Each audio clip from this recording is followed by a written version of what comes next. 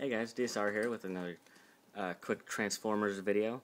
This is Prime Robots in Disguise RC, and this is going to be one of my all-time favorite Transformers. You know, besides War for Cybertron, Optimus Prime, and Megatron, and a couple others that I might show off in videos later. But this was one of the first Transformers Prime guys that I got, or girls, whatever. The very first one I got was Soundwave, and I actually have him right here, like a boss, kind of. And he was pretty good when I first got him. That was like 4 or 5 months ago, something like that. When I was still in school, just picked him up randomly when I was at a Target, and thought he was cool. Grabbed him, and then played with him for a little bit, and then threw him in my closet, and he sat for a while until I got into Transformers again, got a couple more, and then got some more, and then got some more. But RC was, I think, the third Prime Deluxe class figure I got. The second one was Ratchet, and Ratchet's pretty cool, but RC I absolutely fell in love with as soon as I got her out of her package. She is a great mold. I've always hated motorcycles. Motorcycle Transformers. I used to have Armada sideways. Yeah, not sideswipe, sideways. And God, was he awful. The purple bike with like the headmasters kind of minicon heads. But for a bike, RC is awesome. Folds up great. Really sleek.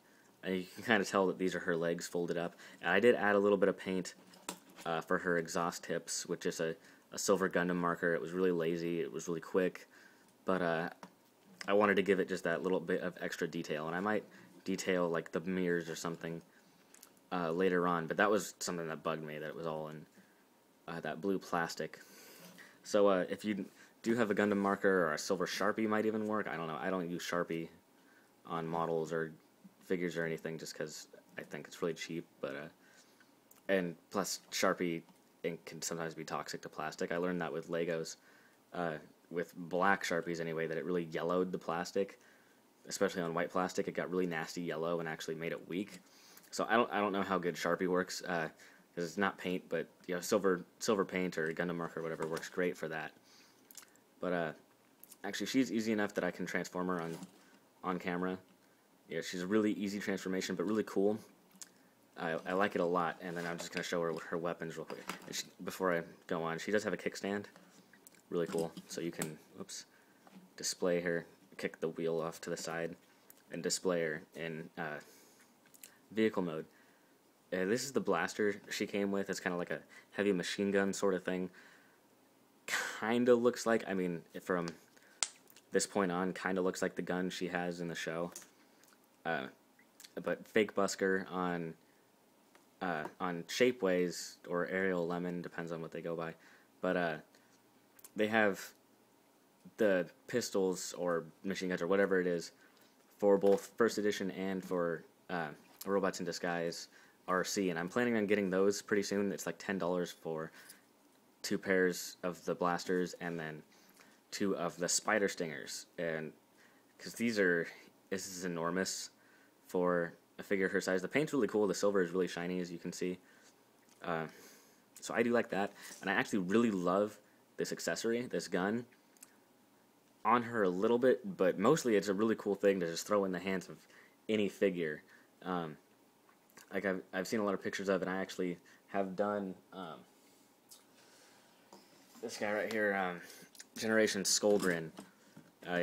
Throwing it in his hand like a commando sort of thing. And that's cool. He does look really cool with that. But it's a really cool accessory. It's not really show accurate, but if you like girls to have big guns, it definitely works. But just a transformer, her side wings flip up like that, and then you can pull the front of the motorcycle back, and the wheel turns and folds underneath, and then her legs fold straight down. You can untab her arms right here and pop them down a little bit. It's just on a hinge joint right here, and then on a ball, and then push her waist down, and as you can see with her how her head folds in here, you push the waist down, it forces her head up. It's all kind of on a universal joint or something in there. And then, actually what I think is really cool too is, and there's no really way to have her standing up without like a extra stand. I don't know what you would use for a Transformer, but you can have her in kind of a movie verse or whatever styled unicycle wheel kind of thing in robot mode. She can get some pretty cool poses, you know, sliding across the ground, or you know, speeding down something in robot mode, or standing up, sort of. And that's fun to play with. I don't know if you could ever display her like that without, you know, having a stand or being in a really awkward, specific position that, you know, would be hard to pose and keep there, something like that. But other than that, I kind of like messing around with her like that. But the wheel just splits apart, and it tabs into each other, and then you flip each foot down and kick the wheel back here on both sides, and then you can position them back like that. And another thing I like her head sculpt. Is really cool. She doesn't have any of the pink paint apps that she does in the show. Her knees aren't pink or whatever, and the sides of her face and right here, but I actually like the silver on it. And I think the pink is really just to kind of call back to her original pink color scheme. And I don't remember if it's Chromia or the other one that's actually supposed to be the blue deco of Arcee, out of the three sisters. But I think blue really works well with this mold. I don't really like the pink Comic-Con version. If I ever do come across it for real cheap, I might pick them up or pick her up just so I can have them, and then at that point I would probably get another Arcee and paint it the purple version and have the three of them. That would actually be really cool. I haven't seen anyone do that yet, but I'm sure someone's done it somewhere. But the silver looks really cool, as you can see with when she's transformed.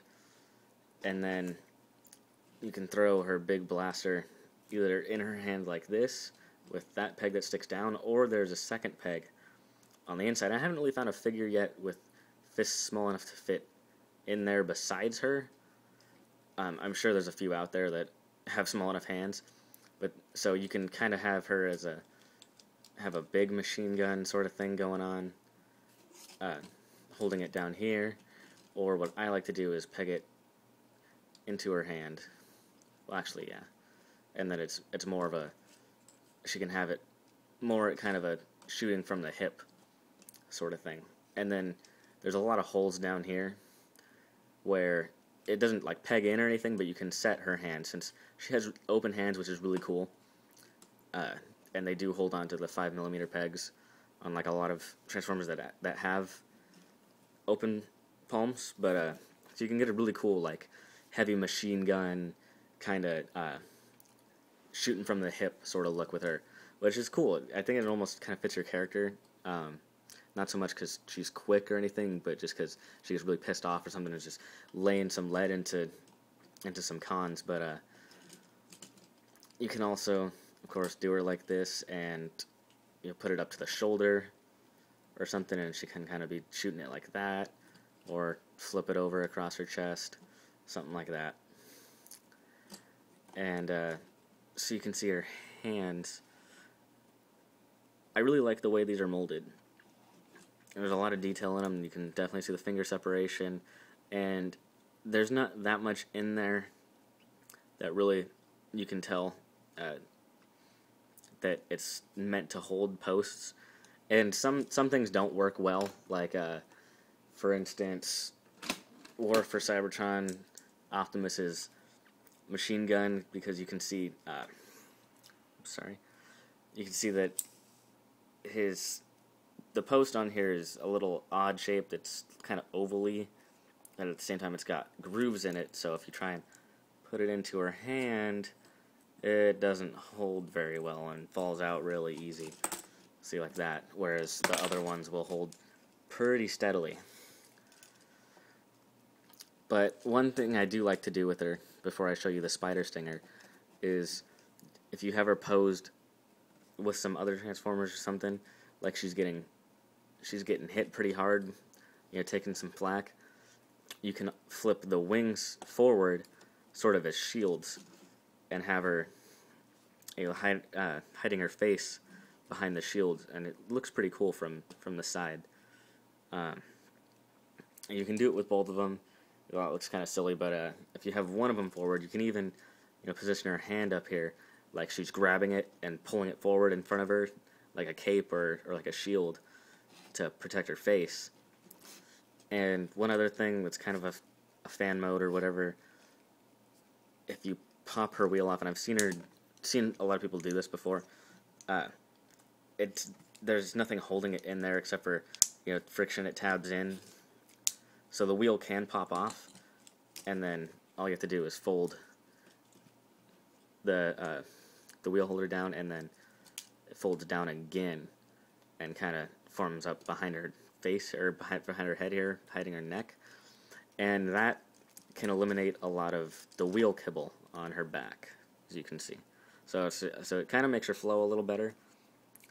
Otherwise you have this big honking wheel, which a lot of people, that's what they like about the first edition more, is there's not as much back weight here.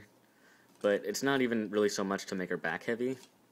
She is really sturdy. I do have her post sort of forward, but she's a really sturdy figure with how wide her feet are, or like long, and you don't really notice it.